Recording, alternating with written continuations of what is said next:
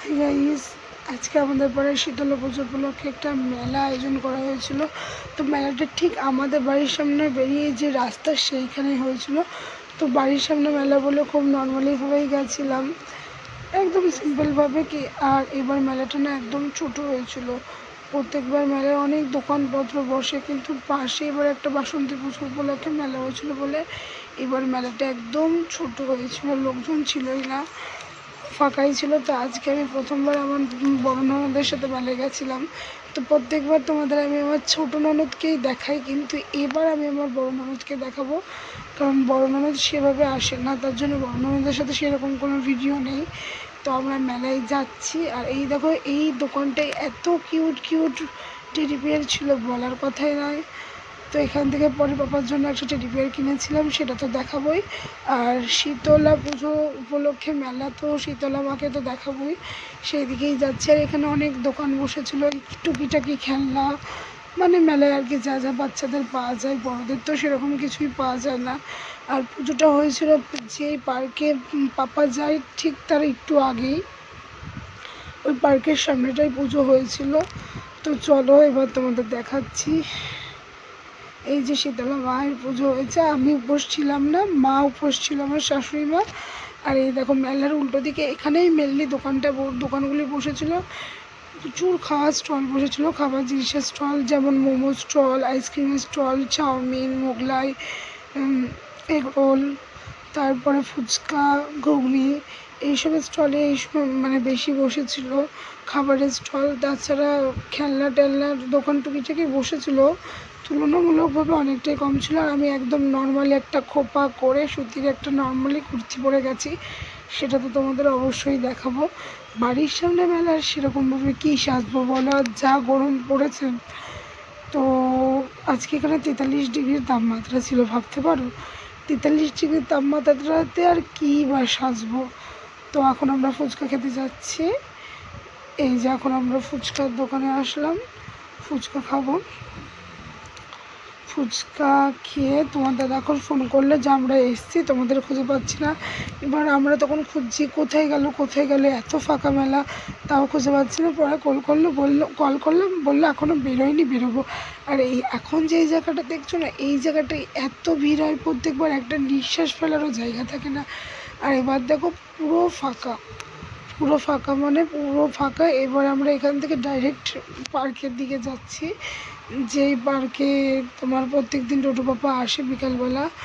তো সেই পার্কে গিয়ে দেখো আমরা কি কিনি। সেই পার্কে আমরা গেছিলাম মেনলি পাপার জন্য খেলনা কিনবো বলে, কিন্তু সেরকম কোনো খেলনা পাইনি। তাই আমরা নর্মালি যাই, খেলনা সেরকম পাইনি। আইসক্রিম খেলাম, ফুচকা খেলাম, তারপরে আইসক্রিম খেলাম। এই দেখো হলিকের একটা কর্নেটো কিনেছি খেয়ে। আর এই দেখো নর্মালি আমি বললাম না একটা সিম্পল কুর্তি পরেছিলাম, এই দেখো। আর এটা আমার হচ্ছে ননদ, বড় ননদ। এর আগে ছোটো ননদকে দেখিয়েছি, আজকে বড় ননদকে দেখালাম।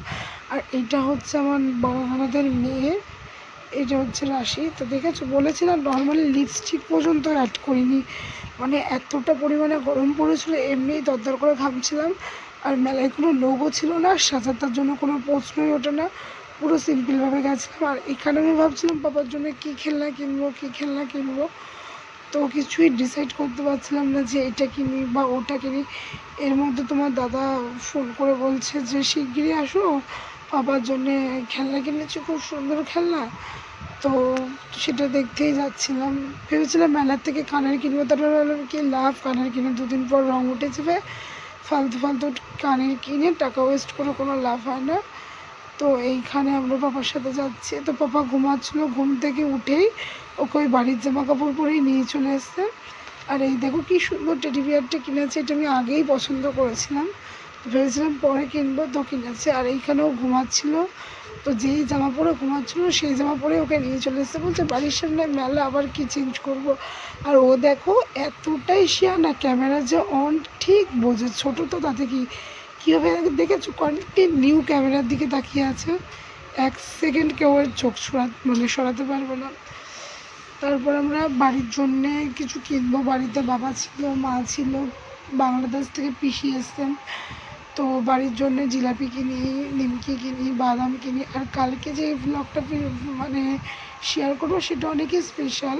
এটার মধ্যে একটা টুইস্ট আছে, কালকে অনেক কিছু রান্না হবে বাড়িতে। তো পিসিরা এসে বাংলাদেশ থেকে, তাদের জন্য স্পেশালি রান্না হবে। তো সেই ব্লগটা তো শেয়ার করব, তার মধ্যে অনেক কিছু টিপস থাকবে। তো তোমরা কিন্তু অবশ্যই সেই ব্লগটা দেখবা। এখন আপাতত আমি এই ব্লগটাই ফিরে আসছি। আমি লাস্টে যেই জিনিসটা খাবো এই ভিডিওটার শেষে, সেটা হচ্ছে সব থেকে প্রিয় জিনিস। তো সেটা দেখার হলে ফুল ভিডিওটা এখনও কন্টিনিউ করতে হবে। তো এই জিলাপির দোকান না প্রত্যেকবার মেলায় 4টে বসে, সেইবার সেই তুলনায় একটা বসেছে।